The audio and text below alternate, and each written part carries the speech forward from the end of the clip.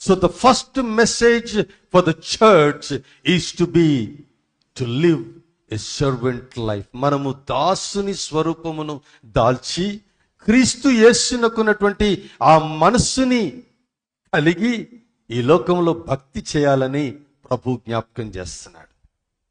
అందరి పాదాలు కడిగాడు, శిష్యులందరి పాదాలు కడిగాడు. అందులో ఇస్కరియోతు యూదా కూడా ఉన్నాడు. తనను అప్పగించే ఇస్కరియోతు యూదా కూడా ఉన్నాడు. ఇంతకంటే గొప్ప మోడల్ ప్రపంచంలో మనకు ఎక్కడ దొరుకుతుంది చెప్పండి? తనను అప్పగించబోయే ఇస్కరియోతు యూదా యొక్క పాదాలను కూడా ఆయన కడిగాడు. సంబడి సెడ్, యేసుక్రీస్తుని ప్రేమించడం చాలా ఈజీ. యేసుక్రీస్తుని ప్రేమించడం చాలా ఈజీ. ఎందుకంటే అసలు ఆయన ప్రేమకు నోచుకున్నవాడు.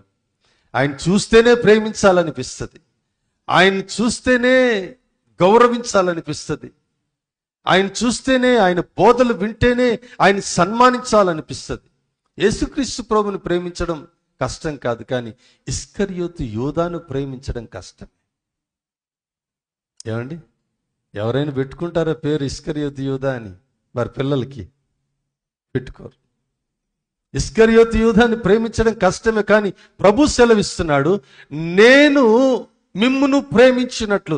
నెక్స్ట్ దాంట్లోకి వస్తున్నాం మనం, కానీ దానికి ముందు నేను మాట జ్ఞాపకం చేస్తాను. నేను మిమ్మును ప్రేమించినట్లు మీరు ఒకరినొకరు ప్రేమించుకోండి. అందులో ఇస్కరియోతు యూదా కూడా ఉంటాడు. ఇస్కరియోతు యూదా కూడా ఉంటాడు.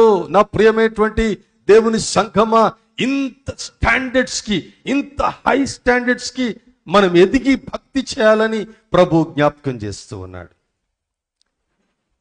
ఆయన ఒక దాసుడుగా పాదములు కడిగినట్లుగా మనం చూస్తూ ఉన్నాం.